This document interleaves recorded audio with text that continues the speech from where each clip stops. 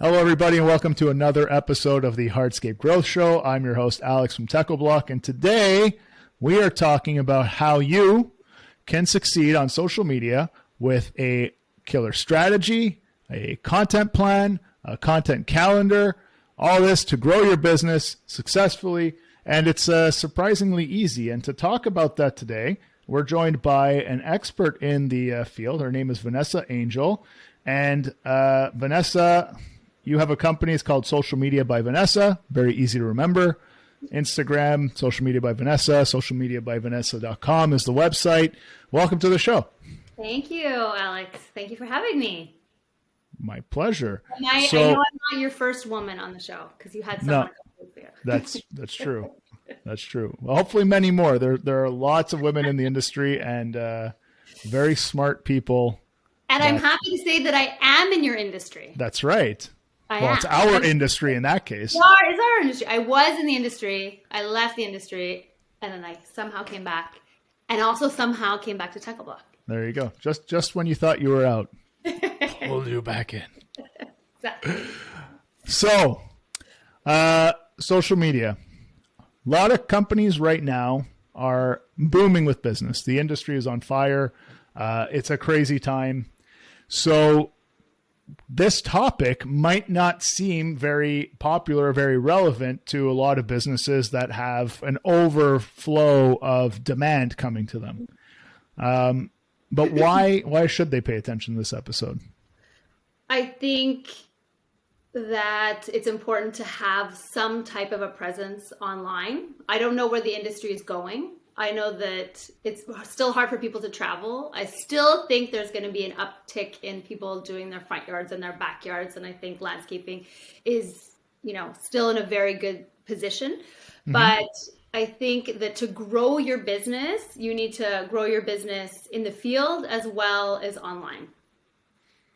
Okay. And social media is a part of that strategy. So having a website and having some type of an email marketing campaign and having a good presence on social media, because your Instagram or your Facebook can be an extension of your website and can really be your live portfolio. So they're part of your identity online, and your identity online is pretty much your identity in 2021. Absolutely. Is that fair to say? No, absolutely. And, I think 99% of the people who are going to hire you are going to Google you first, mm-hmm. right? They're going to Google your company. They're going to go to your website, and they're definitely going to go on your social media. So if your social media is and hasn't been updated in years, I think there might be a question of, well, why haven't they updated this? Mm-hmm. It starts to make them ask themselves questions that never even occurred to them. And it's just because you haven't been doing anything online. Absolutely. Absolutely. And I don't know if it's as relevant as maybe it was a few years ago to have a really strong presence, because there is so much work, as you're saying. I heard mm-hmm. in our neighborhood that they're now charging for quotes. Mm-hmm. Well, does that make sense to you? Absolutely. That's something we've talked about on the show a lot of times too. It's part of the pre-qualification. I guess so. Maybe they were listening to you and Pay Repeat, but they're being charged for quotes, and then so there's so much business. You're right, but so maybe I am selling to the wrong audience. But I do work with landscapers in my area who do a lot of business in the area, and also get a lot of referrals through social media. And people absolutely go to their website and go on their social media and reach out to them through social media. Mm-hmm. So, it still is important to have a good online presence. For sure. So with that in mind, what's something that maybe people have wrong about social media in this industry, how we can use it? Yeah, that's a good question. And I think what I see often is a hardscaper who talks hardscaping and then really talks to his peers or her peers. So it becomes B2B is talking to B2B, and that's who's a part of that ecosystem. Okay. So you end up geeking out on dimensional tolerances and compaction levels and things like that don't matter to your customer. They matter to people So you're trying to. that portfolio that you're creating, let's just use Instagram, Mm-hmm. really is your work and what you can accomplish. So you're missing out on an opportunity to really speak to the end user, who is your customers, the person that's going to hire you and is going to pay for your services. So I do see that what do you need to change if I'm listening right now? I'm like, oh, yeah, well, I post a lot of how we build things and the machines that we use and things like that. I'm growing my follower count. I'm getting a lot of engagement, a lot of likes, a lot of comments, but they're not from homeowners. What do I need to change? What do I need to do differently? You probably need to change your content strategy. Okay. So I don't know what percentage of your listeners have photography, actual professional photography of their jobs. Do you know what the percentage is? Is this if I had to guess, it would be pretty low. Okay. Just based on the one of the guests that we've had on the show, Paver King. He has this recurring joke about project photos that have the garden hose in it, because it's the photo. You take the photo right after you wet all the sand down, and it's the last thing before you get in the truck and you take off, and that's the last time you ever see the job. And that's a big mistake, obviously, from a marketing perspective. It's very common. So as a challenge, if you're looking for good content, would be to email, your top 10 customers from last year, and then go back next year with a professional photographer and take images of those jobs. Because chances are the person whose job you have completed, the following year, they're going to have their furniture, they're going to have their barbecues, they're going to have their throw pillows, their pergola, they're going to have their beautiful backyard to entertain in, and you're going to be able to capture that. So finding, your top customers from the previous year and going back with a photographer. It doesn't have to be, a landscape photographer. It doesn't have to be the fanciest photographer in the area. You can find someone whose, side business is photography, a teacher who also is a photographer, to go to a few jobs and to take a picture as part of your portfolio for not only your website, if you have a website, but for a blog. And then you can use those images as really high quality images, because that's the thing with the Instagram algorithm in 2021. It's not just about taking a picture. It's about having a high quality image that speaks to the audience. So if you're speaking to the audience, you want something that's staged, you want something that's beautiful. Especially in this industry, because essentially everyone in this industry is building people's dreams. Yeah. People dream about having a patio. They dream about having a backyard. They're going to spend 20 years entertaining, and their children are going to swim in the backyard. So you're really building someone's dream. And to, like you said, to take a picture after you've done your polymeric sand with a garden hose, it just doesn't do the job justice. So to really emphasize taking high quality professional images, or you could go back the following season and just say, I'm doing a... You could shoot them yourself, I guess, but 100%. You could shoot them yourself, but if you hire someone, they'll give you 75 images. Yeah. Beautiful images, close-ups. They'll have throw pillows. You could, take some wine glasses. Yeah, and that's what they do. It's like a homo. Like, you could build the patio yourself, but you'd hire a professional to get the best result. It's the same thing with photography. Absolutely. It doesn't have to be, I've heard of people saying, oh, I got some quotes from a food photographer and the prices were outrageous. Well, you don't have to hire a landscape photographer. You can just hire, a good photographer in your area to go to a few sites and take pictures for you. You have any tips to find a good one? Because that's, I feel like that's the first question I'd be asking myself if I was a contractor listening right now. Like, okay, that's great, but I don't know anyone. Hashtag whatever city you're in, Montreal family photographers, Montreal photographers. Go on Instagram. Follow them on Instagram. You can send them direct messages. You can send them DMs and see what their prices are. Maybe you could get, a deal. If we have 5 properties next year in whatever area you're in. I happen to be in Montreal, and that's why I was using that as an example. But, for X amount, we'll take pictures of these 5 properties, and then in the end, you'll hand over all of the images. 100 of them will be edited, Yeah. Just finding someone that's decent. Doesn't have to be, as I said, specifically a landscape photographer. It can just be someone that is doing it part-time there's a huge not a discrepancy, but a huge difference in pricing when you look at professional photographers versus really good amateur photographers. Yeah.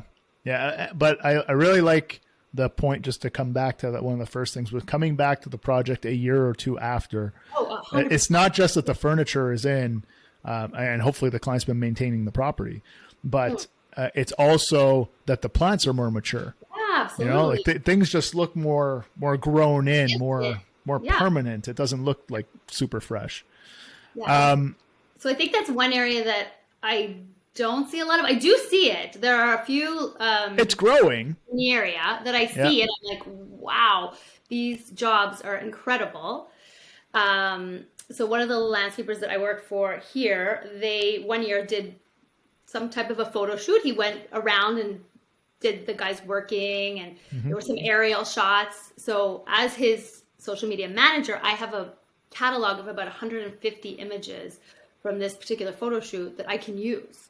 And you can use it over and over and over, all kinds of different posts and whatever. And it doesn't matter. It's the same project, because the homeowners who are following, like, okay, maybe if I'm a contractor following, or I'm your Techo Block rep who's following, I'm going to recognize that project for multiple times. But a homeowner isn't someone who's going to follow you for multiple years and be engaged with your posts for multiple years, typically, right? Like, they'll kind of discover you when it's time to search for a contractor to do their backyard. And there's a few, because we actually did our landscape last year. So I followed all of the design and build landscapers in our area. And I mean, some of them I'm just hooked on how amazing their properties are. And then some of them are really interesting. So they have beautiful images, but then there's a lot of behind the scenes imagery, as well as the stories that they use. So the content focus should really be on the beautiful images. And I also, for my landscape contractor that I work for, he's a Techo Pro. So as a Techo Pro, you have access to beautiful Techo Block imagery. That's right. Which there isn't a portal for contractors, but if you go on House, you can, take those images. And I think the only stipulation is you can't use images from your country of origin. So we're in Canada, we can't use Canadian imagery because obviously you don't want to be showcasing an image on your website or on your truck or of on a local contractor. Exactly. So I use images from all over the US, and I don't do it very often. I was doing it once every 2 weeks for content. And it's obviously you tag Techo Block and there's a mention that this is a Techo Block project, but then you can showcase, a new product, you can showcase the colors or some type of technical aspect of the image. Yeah. And I think you can argue two ways for that. You can argue, well, you're not showing your own work. So what kind of message is that sending to clients? I feel like that's kind of more of an ego reaction than a factual reaction. Whoever doesn't care. You can build this? Not did you build this? You can build this? I can build this. Exactly. Yes. You can build a fire pit that looks like this, or you can build a water feature like this. And the answer is yes, I can. This is Techo Block products, and yes. That's right. Like everyone does it all the time when they're sitting across the kitchen table from that client with the catalog and they're flipping through and showing different things, but then they're reluctant to do it online. But if you do it online, you're reaching more people, and that's opening the door to more of those kitchen table meetings. Absolutely. So it's something to think about. A beautiful image that's, you got it off of Pinterest, you credited Techo Block, but it's an image that you can use in your Instagram portfolio that is going to appeal to the homeowner. Now, images are kind of a critical element to platforms like Instagram, but what other platforms should I be looking at? Should I be everywhere? Like that was a school of thought for a while. Like if it exists, you got to be on it. Yeah, for sure. And that, in 2012, because I started in 2009, 2010, and then I started at Techo Block in 2011. And that was really, the mentality was you need to be everywhere. So when I started at Techo, there was just a Facebook. So then we got on everything right away. And then it became very apparent going a few years into it that you can't have the same quality and be on all the platforms, right? You just can't. And you're not always, there has to be a strategy for each platform. There has to be particular content, a particular voice for each platform. Each platform reaches the audience in a different way, and it's always a different demographic. So I think my rule of thumb now is be really, really, really good at your primary platform, whatever that might be, and then always have a secondary. What's a good secondary? Well, if you're on Instagram, you could have a secondary as Facebook. Okay. They work really well together, although the algorithm in Facebook doesn't necessarily favor businesses organically. As a business, you have to promote. They want you to pay. They want you to pay. It's more of a pay-to-play structure with Facebook. Another secondary that I don't recommend that people... Is that why Instagram becomes so popular, though? Sorry, before we keep going, but yeah, is that why Instagram... Because it's less pay-to-play? It is less pay-to-play, and good content will be seen. So if it's not a great picture, your captions aren't very catchy, your content isn't great, and you're not engaging with your Instagram community, your content won't be seen. So Instagram will serve up your content to about 5% of your followers. And if those followers don't really do anything with it, if they don't share it or like it or comment on it, then it doesn't serve it up to anybody else. So that's why it's important to have good content and be posting with regularity, because it's not always the exact same 5%. So, right, you end up, technically, if it's 5%, I need 20 posts to be able to reach 100% of them. Does that make sense? No, is that how it works? So when you post, the recommendation is to have a good cadence and frequency. So if you post, ideally 4 days a week is plenty. If you're only able to do it 3 days a week, make sure that those 3 days a week are the same 3 days a week, and that your timing is around the same time. So if it's Monday, Wednesday, Friday around 10 a.m., schedule your content to go out those days. Your audience will be used to you sending out a Tuesday tip at 10 a.m. or 9 a.m.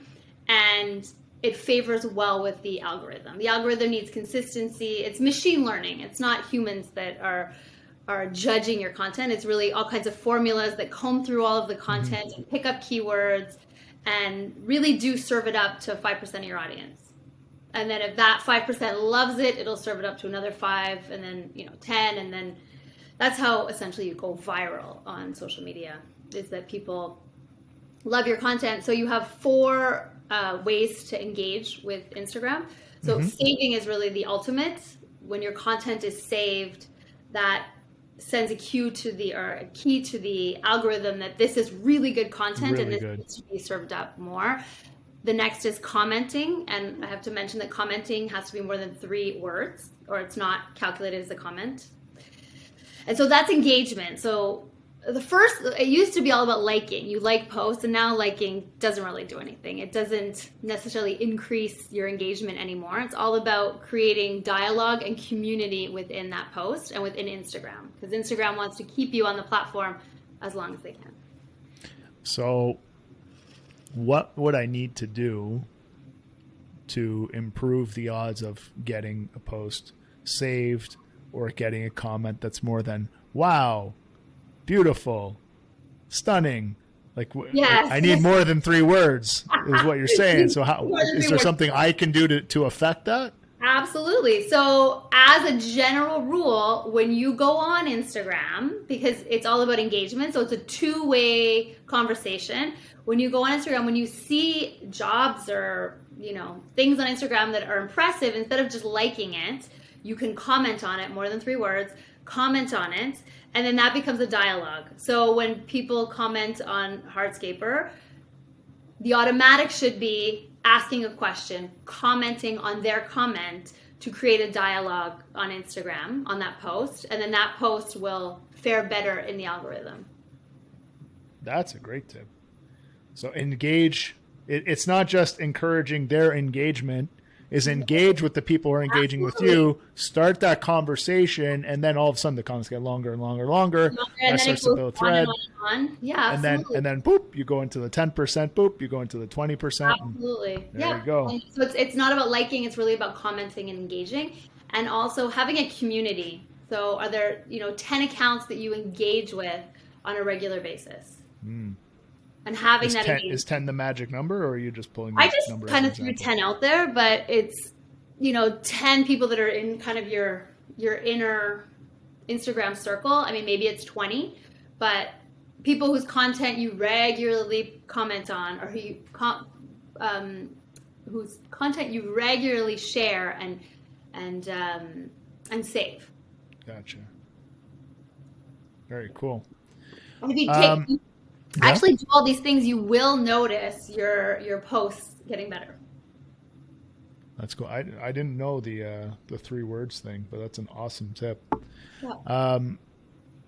What's something that, and then we'll get into like building the plans, but I just have a couple questions. Like, what's something that business owners are maybe not taking advantage of, like a tool or a platform that exists? Is there a social media platform, or is there some kind of search tool that they should be leveraging because it does increase their reach and it does point them in front of the right customers? So I think what surprises me is when I don't see landscapers and hardscape owners on LinkedIn. I've done a lot of coaching sessions just with owners who say, I've had this business for 25 years. It's okay that you're not on LinkedIn. It's okay that your business isn't there. But the person that's hiring you, or who's potentially going to hire you, is definitely on LinkedIn. And they have looked you up. And maybe you haven't been there, and that's fine. But it's not something that takes a lot of time to maintain. You need to set it up once. You need to set up your LinkedIn page once. Mm-hmm. But it's sort of your placeholder that you are a business and you are a legitimate business owner. And this is your profile. And you set it up once. And I mean, you can engage in it. It's very much B2B. So it's professional to professional. It's primarily for recruitment. But I'm surprised by how many business owners I don't see on LinkedIn. Yeah. And actually, one of our first episodes was with Sean from Premier Outdoor, and he was saying how that was kind of one of his little secrets, because nobody's on LinkedIn. And he got on there, and people are finding him, and he's posting regularly on there. And the other thing I find interesting is LinkedIn posts tend to be very dry. I mean, it's very much like whatever's happening in my business, or I'm trying to hire these types of people or whatever. So all of a sudden you're scrolling through that feed and boom, beautiful landscape project. Absolutely. That grabs people's attention because you're sticking out like a sore thumb. Yeah.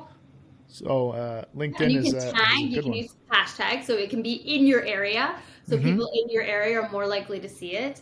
And I think it's just something really easy to set up. You could Google how to set up a LinkedIn company page, how to set up your own page. You'll spend an hour doing it, and that's it. You're done. And at least you have a place where the homeowners who are Googling you, that'll show up very, very well, because when homeowners are searching for people, if you're on LinkedIn, that's a popular platform. So that ranks high. So they'll find that, they see that, and then, you make sure you have a link back to your own company and whatever, but at least they see like, this is a person, this is this person's experience. They seem professional. They're on a professional network. They may not seem like big things when you're sitting again from that across the kitchen table from them, but to get there, there's a series of very small building blocks to build up the trust to the point where they reach out to you. Absolutely. Yeah, absolutely. And they're definitely Googling your name if they're going to hire you, unless you have such a good reputation in the neighborhood and, their aunts and their, neighbor and this person recommended you. That's a bit different, word of mouth, but you're definitely Googling everyone that comes in to work in your house. Mm-hmm. What's something that maybe has been surprising for you in terms of like the past year or two? You've been doing work with not just landscape contractors, but a bunch of different businesses across different segments. Is there any specific tactic or strategy that is fairly recent that has made a big impact? So I had kind of been out of this since 2019. And then I came back into it through this poor landscaper who just was looking for someone to do their social media. And I didn't give him a chance. I was like, no, you're hiring me. I'm doing this. Sent him, messages everywhere when I saw the ad. So I got back into it and realized that there was something that Facebook had done for Instagram, as well as Facebook, I think. It's called Reels. I'm sure you guys have seen them. So it's sort of the Facebook attack on TikTok or attack on YouTube. So it's entertainment, and they want to keep you engaged in videos. So it happens to me sometimes. You end up in a loop where you're just, you keep watching Reels and you keep watching Reels. So I had read in the spring that Reels were where it's at. Your chances of being seen when you post Reels are much higher in the algorithm. Well, if you think about it, it kind of makes sense, because if Instagram is threatened by TikTok, of course, then what are they going to favor? They're going to favor the content and the format that is replicating the thing that's the threat. So, you don't need to go to TikTok to have that experience. It's right here. It's called Reels. Yeah.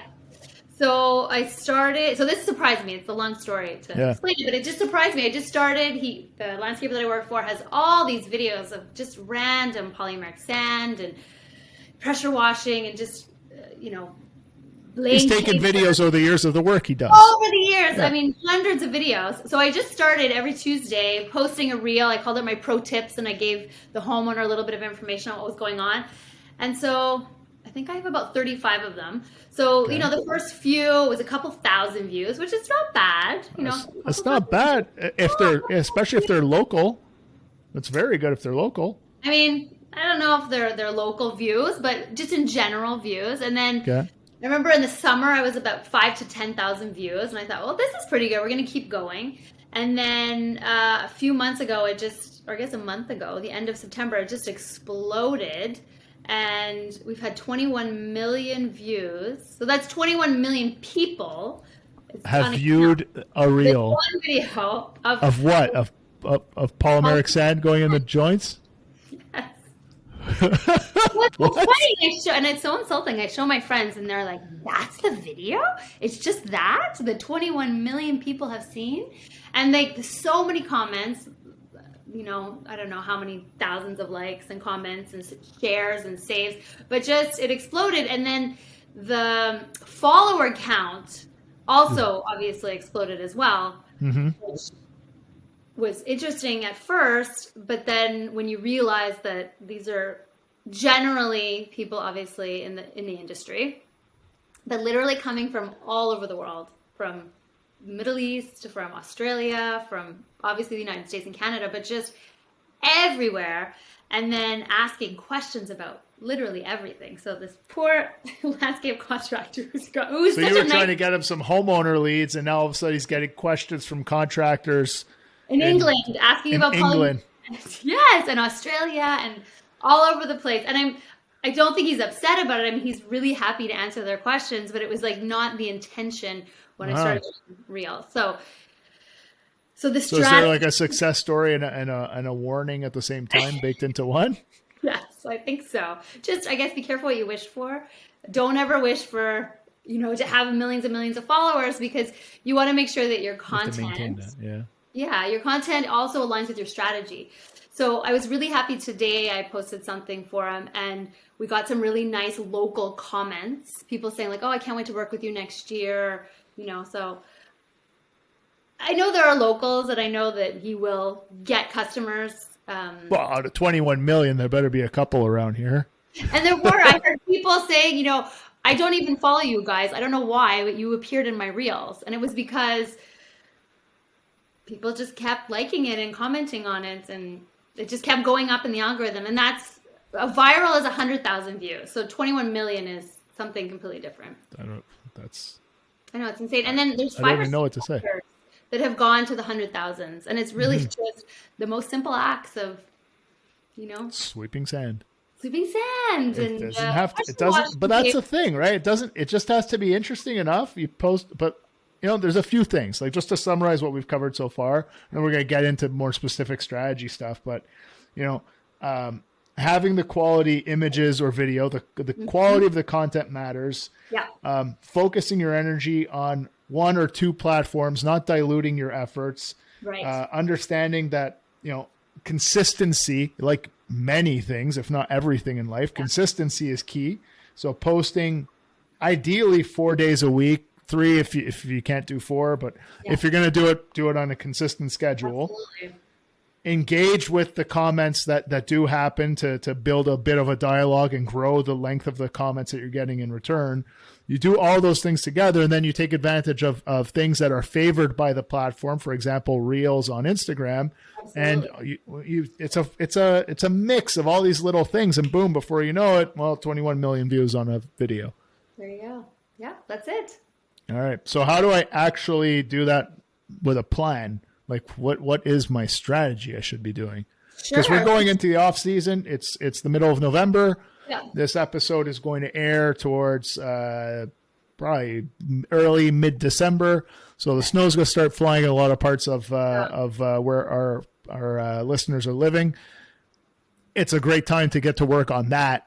Yeah. Even if I have sold work into June, July, August of next year, I still want my existing customers to feel really good about doing business with me. And I do want to keep having that pipeline of new customers coming in. Absolutely. And new prospects and new followers and new engagement, because that just makes my brand stronger and stronger and stronger. And that gives me more flexibility as a company after. I can pick and choose which customers I work with, pick and choose the designs, pick and choose the pricing I want to sell at. So this is important. So how do we get prepared? And I think you said it really well. You said you need a strategy towards your brand. So you are selling a brand. So you do amazing work, you have a great website, you have really good content in your social media that's guiding your homeowners. So I would say to just write a quick strategy. So what's your main focus? And your main focus might be to, engage with homeowners or to engage in homeowning communities, and to be, the best respected landscape company in your area. And how are you going to do that? So we talked about one, which is reaching out to, 10 or 15 homeowners whose projects you had done the previous year, and just seeing if you can set up a photo shoot. You don't necessarily need the fanciest photographer in town. You can find a good photographer that's going to go and, plan these photo shoots with you. And then another thing, I thought about this yesterday actually, is to have a professional write blogs. So there's a few websites you can go to. Everything is really virtual now, but there's a website called Fiverr. So that's have you heard of it? F-E-V-E-R. F-I-V-E-R-R, right? That's right, Fiverr. Fiverr. So to have a freelancer come, they can really be anywhere in the world, and to write, a couple blog posts for you, even if you aren't going to put on your website, which blogging is, great for SEO. So it's organic SEO. Obviously TechnoBlock knows that because they have great blogs, but how do our customers take advantage of that? I used your blogs for our backyard, and where I happen to be, you guys don't really have any competition. I kept trying to find I was like, well, I know there's other brands, but I can't find them anywhere because it's all TechnoBlock. But in there is another little nugget of wisdom though, because if even at a manufacturer level, very few people are taking advantage of the strategy. At the contractor level, the same is true too. So you don't need to say I'm going to hire a professional writer and they're going to pump out a new blog every week. And that you don't need to go to that extent because the field is empty. There's nothing in it. So you just put one sign up in the middle of the field. Everyone's going to see it. And it's kind of that same idea with the right strategy and being able to post the right type of stuff. Absolutely. You will be found very quickly. The industry is in its infancy from a digital marketing standpoint. Yeah, you're absolutely right. So my idea was really just to have 5 really good content pieces that someone has created for you that now belong to you. And there's a million topics, trends for 2022, fire features, shapes of pools, the main things that you may be getting asked in your DMs or absolutely. Yes, exactly. Answer the customer's questions. That's what SEO is really about. If you are the source of the answers for what people are looking for, then you will be found. Absolutely. So getting back to the blogger, so just having 5 really good professional pieces of content that you can then extract information from and have that as your posts. So if it's, the top 7 features for 2022. That's 7 content pieces that you have. Oh, so I could be like, that could be 7 posts that I do. Yeah. This is number 2 on our list of 7. For the other 6, check out the blog article.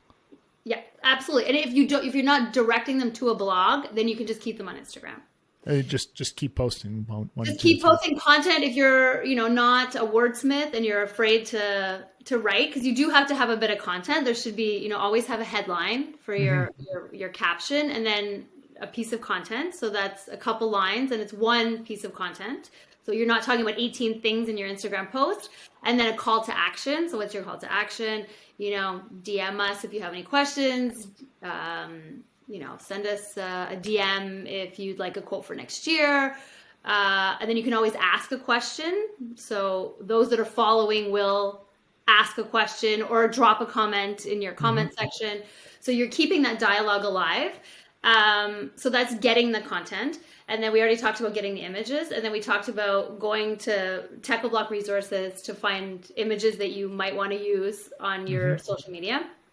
And then the other piece, I've been thinking about this since Facebook kind of shut down a few weeks ago. It's like there was no Facebook for 24 hours, and businesses were freaking out because there are businesses that rely on Facebook. So how do you capture your followers? Because those followers don't belong to you.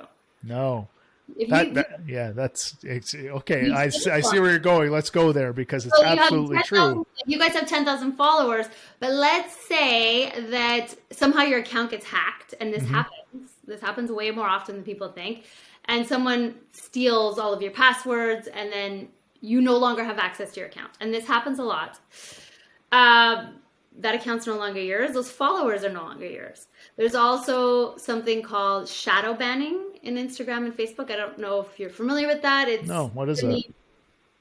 So there's an algorithm, and it's trying to rid Facebook of spammers and people that are doing shady things or anyways, everybody on all the accounts have a trustability score. Okay. So lots of different reasons. You could be shadow banned from Facebook and Instagram and you don't know it. It doesn't tell you we're no longer serving up your content, but it happens. I was working with someone 2 weeks ago who had a situation like this where Facebook just stopped showing her reels. So she had 26,000 followers and 50 views on her reels. So we figured out that many, many years ago, she was buying followers. Okay. And Instagram has really cut down on spam and, fake accounts and stuff. So I told her, I think that your account is considered, a counterfeit account or account that is no longer a spammy account. Yeah. It's a spammy account. Even though she wasn't creating spam, there were many followers. There was spammy behavior in the past. Spammy behavior from her audience. So she had to restart a new Instagram. Oh, wow. So that all being said, that was a really long story to say that you really need in this digital space to have your own audience. You need your own store. You can't just keep renting space in other people's stores. So to do that is a good email marketing campaign. And it's not that you're necessarily sending out email marketing right now, but it's to have a database of emails that belong to customers or followers or potential customers that you have on a list. And it actually surprises me because I mentioned that we live in a 1960s house, so we've had to pretty much do everything in our house, in our backyard, in our front yard. So I've had a lot of contact with different landscapers and, the local nurseries here we've dealt with. And no one has sent us any type of follow-up emails, no email marketing, no hey, our chrysanthemums are here because... And they're not on social media either. Or I guess they are on social media, but it's not a big presence. So these are all lost opportunities, I think, from a dealer level, from a landscape contractor level, the upsells, here's what's going on in our business, for email. So I think... So can we explore a couple scenarios from a contractor standpoint, like what that would look like? Because part of me says, well, if I'm a contractor, and I've done business with you, or you've done business with me, it's great that I have your email address, but I already did business with you. So that I email you next spring, what are you going to do? Yeah. Like, how, I feel like I'm just bothering you, really. Like, I just did your job this year. What value can I bring? Absolutely. So are there any other services you guys provide? You did the backyard, but what about the curb appeal in the front? Mm-hmm. So does that mean like I need to send you a specific email because I did your backyard and now I'm like, hey, I could do your front? Just, I was thinking about it and just having a list. You don't even need to use this list. This doesn't need to be a list that you're necessarily using, but just to have a database, or it's a spreadsheet in Google. So you own this contact list of people because having all the followers on Instagram or likes on Facebook or whatever, those platforms own those contacts, so you don't have your own thing. They're not yours. So to have a way, and there is a way to do it, but to have a way to at some point capture those emails, this could just be, I thought about it today because a lot of homeowners don't know anything about plants. That's right. I don't know what to plant. You could argue a lot of hardscapers don't know a lot about plants either. Okay, maybe. But maybe I don't know anything about plants. This thing, I water it once in a while. It stays green. I know I'm good. That's basically it. But I feel like they know more about grass. Like I have all this grass up there. Oh yeah, for sure. But those are low maintenance plants. Low maintenance plants. I have a lot of grass outside, and I feel like if you could have some type of a contest, let's say, not a contest, but like get a 1-hour plant consultation, join our mailing list or join our VIP list. Okay. And then it's a really, really simple MailChimp form. It's coming in on Instagram. Then they fill it out. And then you don't need to do anything with it. But you have their email. At least you have their email. You know that there's some kind of filter from Instagram coming in to you. And for dealers, this is something that I don't For dealers, it's a no-brainer, absolutely. Because you have a storefront where you sell so many things. Yeah. And it boggles my mind because I go to the dealers and I'm like, I'm looking for some chrysanthemums. And they're like, oh yeah, we got them in last week. But had you, posted it on social media or sent out an email just saying, hey, we got our fall stuff, I would have already known instead of when I was at Costco buying it because I was there and I saw it. That's right. Yeah. But if you're a contractor, just bringing it back to that, it could be that you have cleaning and protecting services, like applying a sealer or touching up polymeric sand joints. Yeah. It could be that, you have a special on fire pits because it's fall season and, it's not every customer that you did business with that has a fire pit and you can add a fire pit to a project pretty easily. Yeah. So these are opportunities. Absolutely. Planting is a great opportunity, but even things like adding lighting. Yes, absolutely. Lighting is an easy thing to add after the fact. Absolutely. So these just little general things, and it could even if you expand your business, you move offices, little things that you could technically once a year, maybe twice a year, just send out a general email to your email list. And I like MailChimp. If you have under 2,000 emails, it's a free platform. Oh, really? It's free at that level? Free if you have under 2,000 contacts, and then to really curate that list. And let's say you send out one email just saying, hey, we've expanded or we've merged with another company. We're now bigger and better. Yeah, whatever news you have. Yeah. Whatever news you want to share. And then you realize only 50% of the people open the email. Well, those 50% of the people transfer those onto like, these people are interested in my business. These are really, because they were already warm leads, right? And now they're interested. So curate that list as you go along. So you take it from your Instagram followers to a list that you actually own. Another great idea with regards to email is as you're collecting those email addresses, I like your idea of using social media to build a list. The list, for sure. So having some kind of newsletter, some kind of tips, fill in this form and we'll give you this. You have to give them something in return, not just ask for emails. People won't give it to you. But if you have that, that's one group of people that you can hit. But there's also all the people that you have done business with. Yes, all previous customers.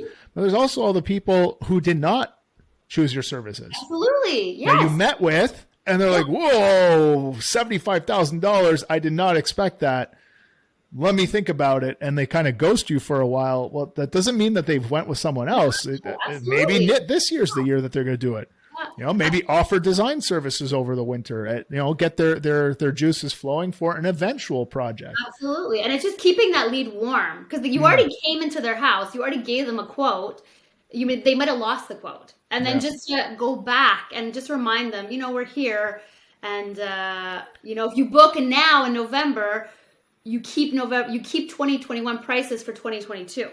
Mm-hmm. Another key thing with email is build templates. Like don't just create a custom email for every single idea that you have. Like just build... I know I'm pushing MailChimp, but I did look at a lot of other platforms, and it's just their templates are so easy. There's no HTML involved. It's all change the image, write the text. And then again, I was talking about, Fiverr. You could also hire on Fiverr or any other site someone to do your communications, that you say, I'm going to give you 8 hours a week of work. I mean, this is what I do for someone locally. And I've been trying to push this idea with him, and he hasn't really been receptive to it, but maybe he will be now. But, you don't have to do all of this yourself. You can hire people to do a couple hours a week of your marketing or your communications or your social media. It doesn't have to be reinventing the wheel if this is really an area that you're not familiar with. Could you help our listeners maybe with how do I pick the right person? Like, what kind of questions should I be asking? What is the answer I should be getting? Yeah. Ask them who they've worked with before. Okay. Like, show me an example of who you've worked with, references, and check those references. I just think seeing their work is obviously a big one. And then, just general questions. What successes have you had in social media? Basically, have this conversation with them and see if it sounds there like what you go. And I'm sure there's, we're really in a freelance state, I feel like, right now, because absolutely offices were closed for so long. So people were able to really hone in on what they are really good at and can do it literally from anywhere in the world. Mm-hmm. So I think if you are looking for someone to do that for you, you're in a really good time to do it. Yeah, and I think I'm going to repeat something that I said at the beginning, but I think it's short-sighted to say, well, I'm going to wait till the market cools down a little bit. That's, like strike while the iron is hot. That's a saying for a reason. Yeah, it takes time to get these things rolling where you're having the successes that you're talking about now. It doesn't happen overnight. So the sooner you start, the sooner you'll be glad that you did. Absolutely. And if you just have, 3 pieces of content coming out every week, you'll very soon after, you'll see your engagement increase. You'll see your followers increase. You'll definitely see a big difference in your social media. And then the component with the emails, I think, if someone can try that and let me know how it goes, I think it's genius. It's not that it's genius, but I just think, if it wasn't there, if social media wasn't there, how would you reach your customers? Well, I don't think anyone needs to think about would it work. Like, if you're on, a ton of our listeners, I'm sure, shop at Lowe's, shop at Home Depot. These are stores that are similar to your business, that supply your business, but they're storefronts. So if you have a small garden center or a small little retail component to your business, you have customers coming in, collect that email address, get that recurring business. Like, if you buy it at any of those other stores, you're getting these emails. Yeah. You check out a tool, or you drive a Ford and you signed up for a newsletter in advance of buying a new truck. You're researching, and they're like, if you want some updated information on the new F-350, which is coming out, the 2022 F-350, put in your email here. You do that, and then you get it, and then you're that much closer to buying. Like, there's evidence everywhere of these things that work. You just have to think about what makes your customers tick, and then give them that information and tailor your message that way. So it is powerful. And although people get spammed with emails all the time, when you're looking for that thing. Yes. When you're really interested, you want to get those emails, right? That's right. That's cool. Let's just recap the strategy thing. I made a few notes. Just let's make sure I got everything you said. So first things first with strategy, remember that you're selling a brand. So what is that brand? Your main focus, for the example that you gave, like my main focus is to engage with local homeowners. The message that I want is I want to be the most respected contractor in the area. I want to be the standard, like that is the benchmark that people will measure everyone else against. How will I do that? One of the important things that I can do is, from an image perspective, contact previous customers, contact a local photographer, and get a photo shoot going. Yeah. Then on the blog side, if like the images are good, but the images themselves aren't enough. You need some text. You need some what's referred to as copy. So getting a blog or finding a professional writer to write 5 blogs, 5 core topics for you. Professional writer, but it can be a student. It can be a university student. You can find it on any of these freelancer sites. It doesn't have to be, like I said, it doesn't have to be the best photographer in town. It doesn't have to be, a Pulitzer winning author writing. Oh, of course. You can literally find a student to write you like top 5 trends for 2022. Mm-hmm. You probably find students looking for work on things like LinkedIn. So a little call back to what we were talking about before, why you should be on there.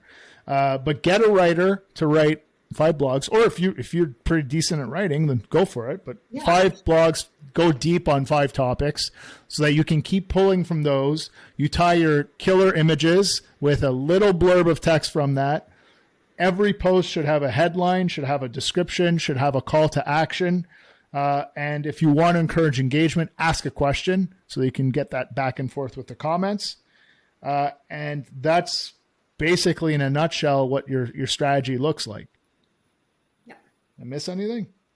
Nope, that's good. And the most successful, I think, companies where we are that I see, they do that, and they put out a lot of content because they do a lot of business, and they have a lot of homeowners that also follow and also engage and also ask questions. So it's all a part of, the larger strategy. So that's a good subject to kind of explore very quickly here. If part of it is to create awareness for my company and to generate demand and leads for my company, the size of my company and the revenues that I want to hit are part of that strategy, right? The bigger I am, the more I have to post because the more I have to feed the machine. Is that necessarily true? Not necessarily. I'm just thinking of a few examples where we talked to them about our project and they told us how many they did a season, and it was a huge number. So this particular company that we both know, very popular in this area, do a lot of jobs. So it's not necessarily that the bigger you are, the more content you have to post, but they use this strategy where they have photo shoots all the time, and they take pictures and they take aerial shots, and then they happen to use it on their social media.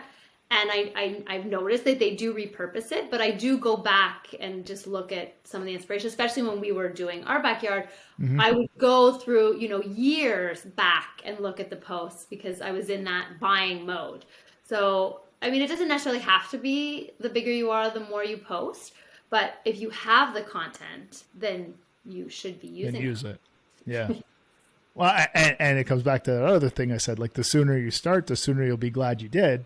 Because if you start now, the customer 3 years from now will have 3 or 4 posts a week times 52 weeks times 3 or 4 years of a glamorous portfolio that you've put out there that clearly screams to the world like you know what you're doing and you do awesome stuff.